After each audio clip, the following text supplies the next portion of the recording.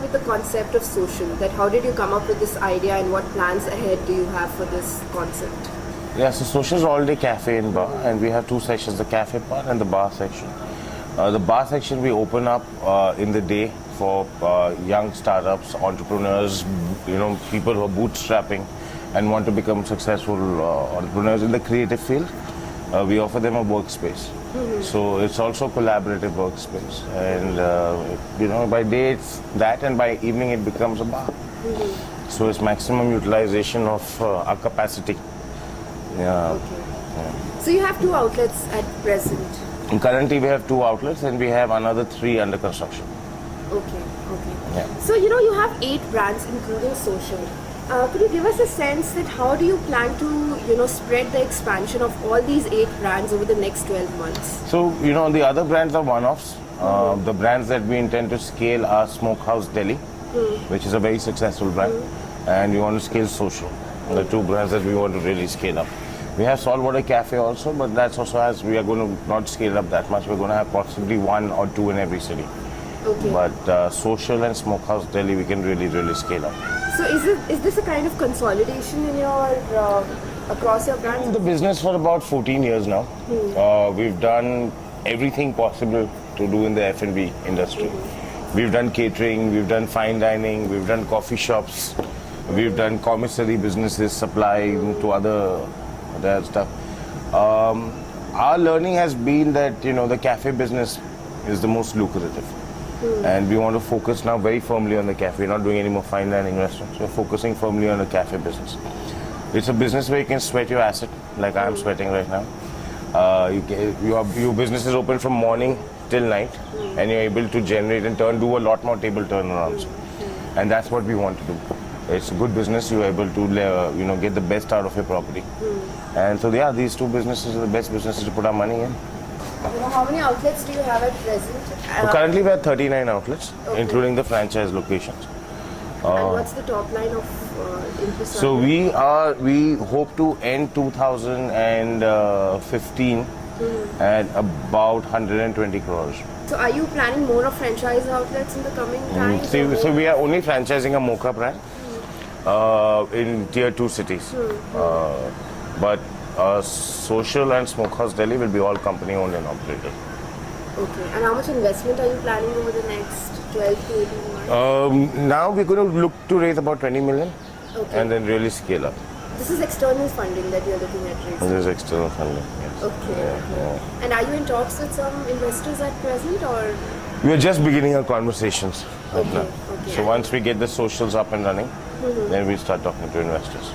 Okay. And then for about 6 months, we're going to get into a little bit of a consolidation phase and then start rolling them out. So how are you looking at deploying this 20 million?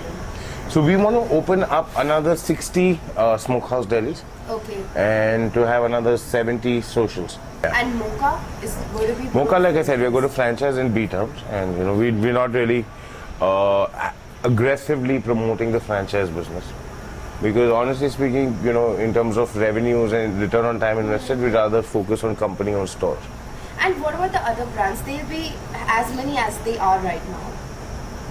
Yeah, the other brands will be as many as they are right now. Those are one-offs. So like I said, again, we've had learnings where we've done lots of different things, and then we figured out which is the best way forward now. Yes, and now my question on strategic alliance. You've had one with Mirah. So are you still open to strategic alliances? I am actually a big believer in strategic alliances. I think going forward, it is the way forward. We are today, all of us, all the players in the hospitality industry are competing for real estate.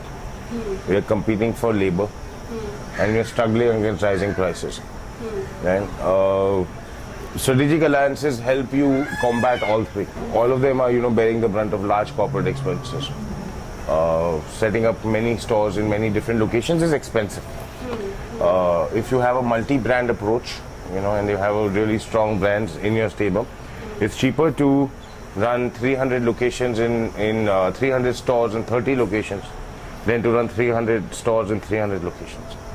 In terms of management, in terms of how your corporate expenses are spread, your ability to negotiate rentals, your ability to negotiate with your vendors, your ability to negotiate with labor.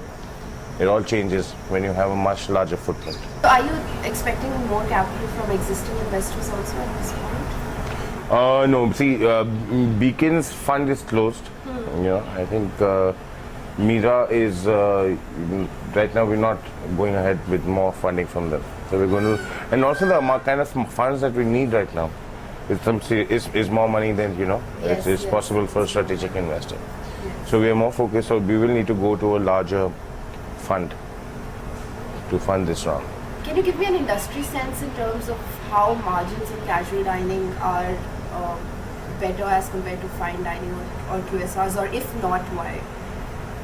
See, it all depends from restaurant to restaurant and location to location, right? But QSRs are again focused on low margin, high turnover. Okay. So, if they don't get the high turnover, then that's the issue. If they hit it right, it's a good model. Fine dining again, if while it lasts or when it's trendy, it's doing really, really well, the margins are phenomenal. But as the trend drops and people move to the new trendy place, then again it becomes very difficult to revitalize that brand because it's stopped being trendy. Okay. And we've seen so many really, really great brands in fine dining fall victim to that.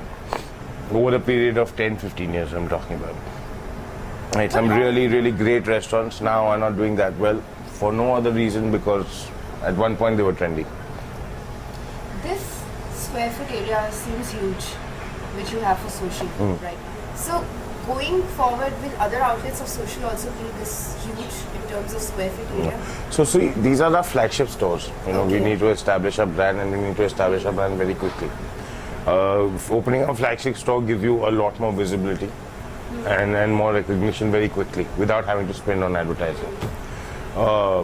Social is very, very profitable.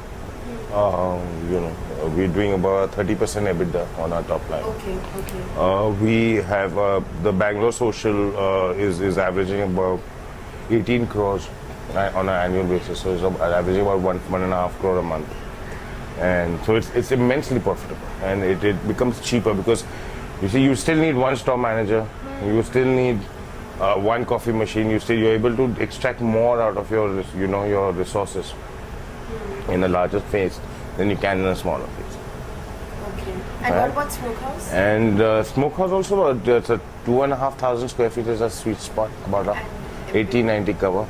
Okay. Smokehouse operates on about a 22% EBITDA on an average. Some stores do better, some stores do worse.